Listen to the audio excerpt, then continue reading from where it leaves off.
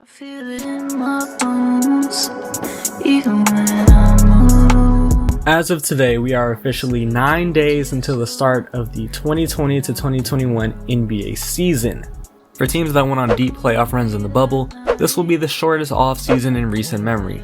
Then there are other teams that did not meet the requirements to enter the NBA bubble, so they haven't played meaningful, organized NBA basketball since March. During this shortened season, the NBA draft and the start of free agency happened within 2 days of each other, and during that span of time, trades were being formally agreed upon and conducted. So it feels like the makeup of teams throughout the league seemingly shifted overnight. Throughout the month of December, I will be previewing every NBA team before the first games on December 22nd, meaning I will be posting every day until the season kicks off. 30 teams in 21 days.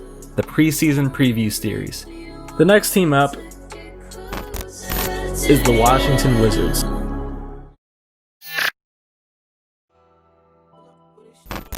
Last season, the Wizards posted a record of 25-47, putting them at 10th in the Eastern Conference, thus having them miss the playoffs. Their top performers last year were Bradley Beal and Dollaz Bertans. Bradley Beal last year put up 30.5 points per game, 6 assists on about 45.5% from the field and 35% from 3 on 8.4 attempts per game.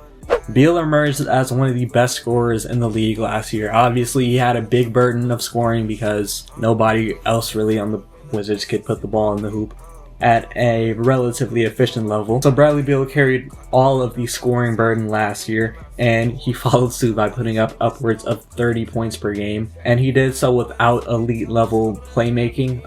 For the past 2 years, Bradley Beal's been playing without John Wall. Isaiah Thomas was the point guard last year for much of the year, and he's not really a facilitator. Ish Smith is a good facilitator for being a backup point guard. Point being, Bradley Beal had a lot of eyes on him on the Washington team last year because there simply wasn't that much playmaking and talent around him. And not only did Bradley Beal improve in terms of scoring, but he also improved as a facilitator. Averaging 6 assists per game is no easy feat, especially as a shooting guard who for most of his career has played off of the ball. And he's been able to improve his facilitating also without playing with John Wall, who is one of the best passers in the league when he's at his peak. And the thing about Bradley Beal is he's only beginning to enter his prime. He's only 27 years old, so it's not like he's an aging star by any means. Last year, Dollaz Bertans put up about 15.5 points per game on about 42.5% from 3 on 8.7 attempts per game. He earned the nickname the Latvian Laser because this dude was just gunning last year. Yeah, that's basically what he does. He's a fucking stretch big. He just guns from the three-point line, and he was a major reason for the high-powered offense that the Wizards boasted. Outside of Bradley Beal, he's not really going to give you much playmaking, he's not going to give you much defense, but he will shoot the ball, and he will shoot the lights out. Their interesting players are Rui Hachimura, Thomas Bryant, and Troy Brown Jr., who are mainly the young core of this Washington Wizards team, who were on the roster last year. Rui Hachimura put up 13.5 points per game, about 6 rebounds per game, on about 46.5% from the field, and 29% from 3 on about 1.8 attempts per game. That was a pretty good rookie year for Rui Hachimura, I would say. He came into the league as this guy who could be a high-energy offensive forward, really just getting to the rim and wreaking havoc around the basket. And he followed suit in his rookie year. He was a good inside scorer last year. He mainly got that offense through pick and rolls, post-ups when he had a smaller man on him because Rui Hachimura is pretty built for a young guy. So whenever he had a mismatch down low, he took advantage of it. Or he just had a straight line drive where he just tried to bully his way to the rim, and he was pretty successful at that. The only concerns for Rui Hachimura come on the defensive end and his shooting ability. He wasn't really heralded as a guy who could be a great defender coming out of college, and his shooting ability was a bit shaky in Gonzaga. Hopefully he can improve that during this offseason and going into this next NBA season. Thomas Bryant put up about 13 points per game, 7 rebounds per game, a block a game on 58.1% from the field, and 41% from 3 on about 2 attempts per game. Another big man who could space the floor for this Wizards team. A center that shot above 40% from 3. Insane. I mean, it was only 2 attempts per game, but it's still impressive nonetheless. I don't think he was this type of stretch big coming into the league. He wasn't this guy who was just shooting threes during his time with the Lakers in the summer league games that I saw and the few regular season games that I saw when he played with us about 2 or 3 years ago. So it seems like he's really added that to his arsenal. He's also another energy guy that gets a lot of offensive rebounds and putbacks in terms of his scoring inside. And he's another guy that has defensive concerns like most of the players on this Washington Wizards team. He's not the tallest, most athletic center. He's a big body, but he's not the tallest, most dynamic rim protector. Combining that with the lack of perimeter defense on this Wizards team is just a recipe for disaster. He's going to have to improve on that side of the ball as well. Finally, we have Troy Brown, who put up about 10.5 points per game, 5.5 rebounds per game, 2.5 assists per game on about 44% from the field and 34% from 3 on about 2.6 attempts per game. Troy Brown Jr. is somebody who has point forward potential, not like your typical guy operating in the half-court offense, orchestrating passing lanes and whatnot. In the few games that I saw, and the clips that I saw of him on YouTube, Troy Brown Jr. was a guy who got the ball in the fast break and ran it like he was this confident point forward, like he knew exactly what to do, and he was able to find the open man more times than not. I think that's where most of his 2.6 assists per game came from, just his ability to orchestrate during the fast break. And those same fast breaks were started a lot of the time because of his defense. Troy Brown Jr. is he's one of the Wizards' best defenders, and he's probably their best perimeter defender. I mean, I know it's not saying much playing with Bradley Beal, Isaiah Thomas, Rui Hachimura, but I mean, he is a good defender. He's very disruptive. He got 2.2 steals per game, and a lot of those steals were what led him to orchestrating the fast break. He would get the steal on the opposite end, push the action, and either finish at the rim or find the open man. And Troy Brown Jr. is one of the youngest players on this team. He's only 21 years old, and he's going into his 3rd year. So maybe Troy Brown Jr. can keep on developing into this guy with two-way point forward potential, and hopefully he can get a bit more consistent from the three-point line. It was a pretty interesting offseason for the Wizards on all 3 fronts. The major trade of the offseason, I think in the entire NBA, involved the Wizards between the Rockets and Wizards. They traded away their, I guess, would you consider their best player in their franchise's history, John Wall, or I guess he's the most iconic. They traded him for Brodie. They traded also a protected 1st-round pick in the future.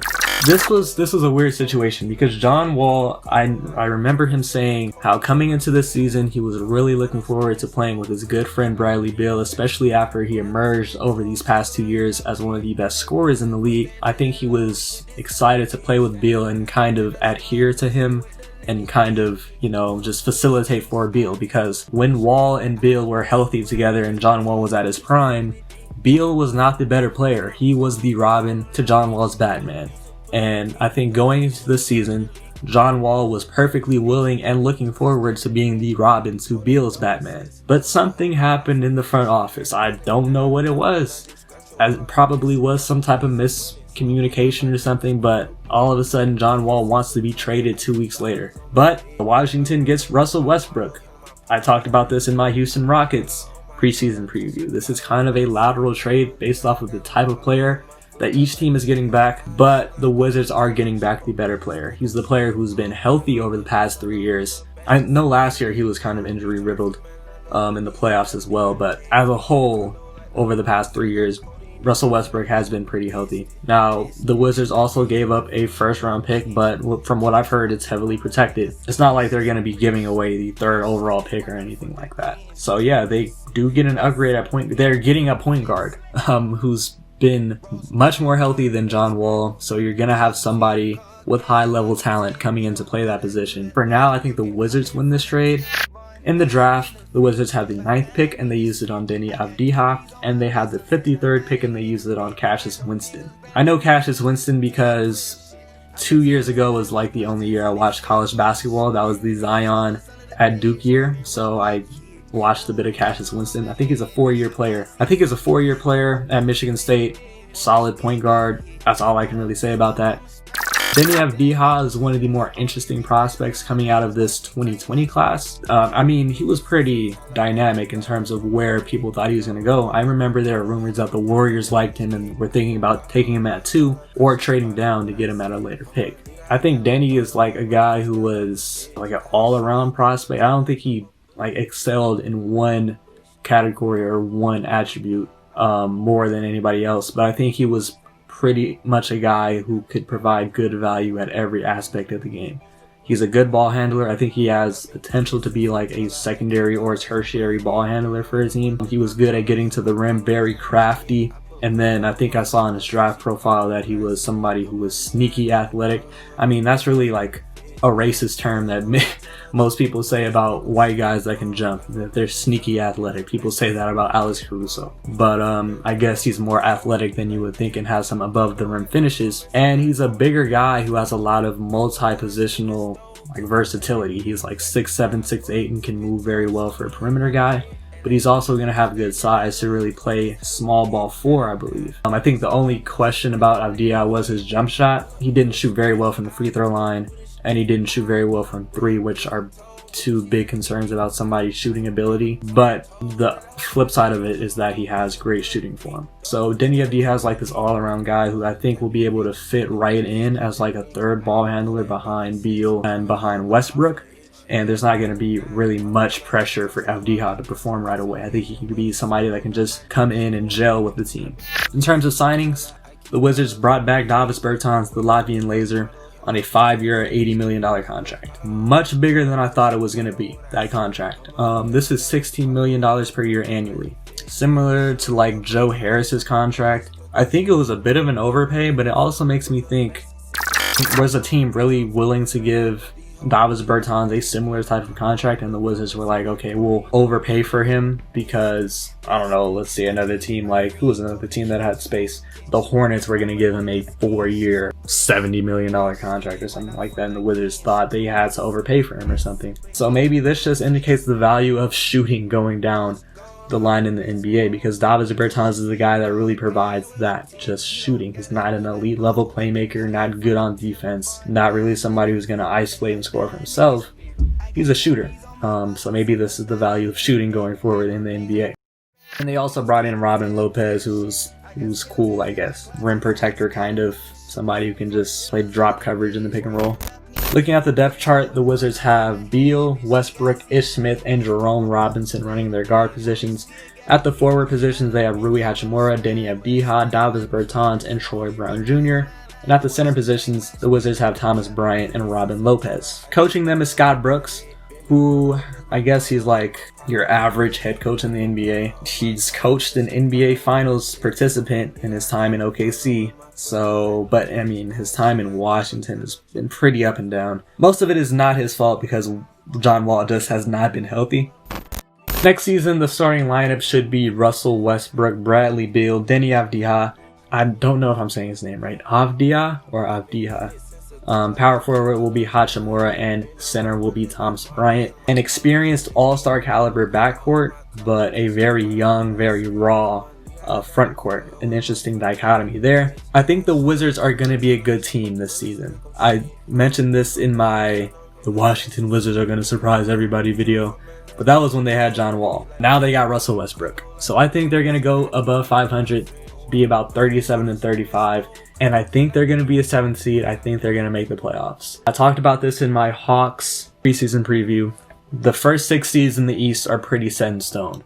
Milwaukee, Boston, Toronto, Philly, Miami, and Brooklyn. Those 6 teams are going to be there in some order or another. And then the final 2 playoff seeds are really up in the air. And I think it's going to come down to Atlanta, Washington, Indiana, and Orlando. And I think the Wizards are going to get one of those seeds, and I think they're going to get the 7th seed. They have an all-star caliber backcourt, so they instantly have one of the best backcourts in the league.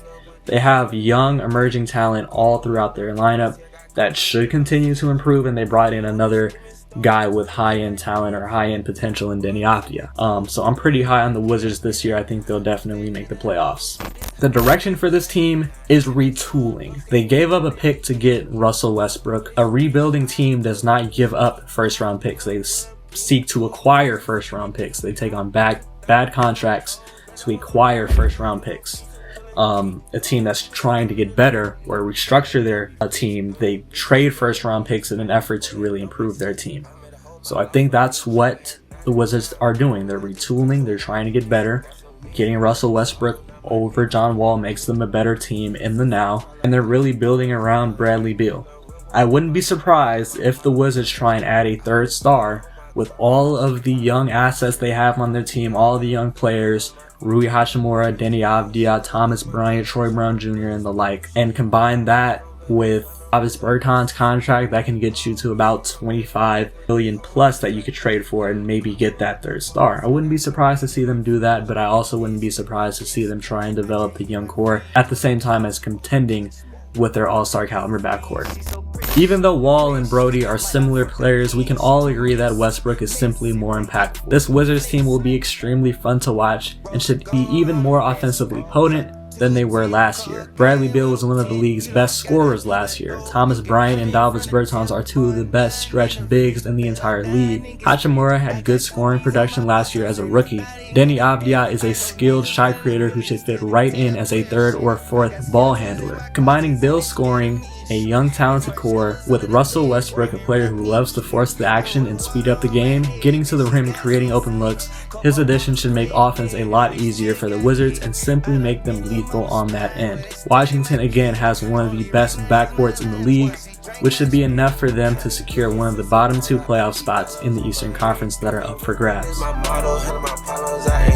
I put Prada on my collar, cause she proud of what I said. I'm a leader, I got on follow in my footsteps like the feds.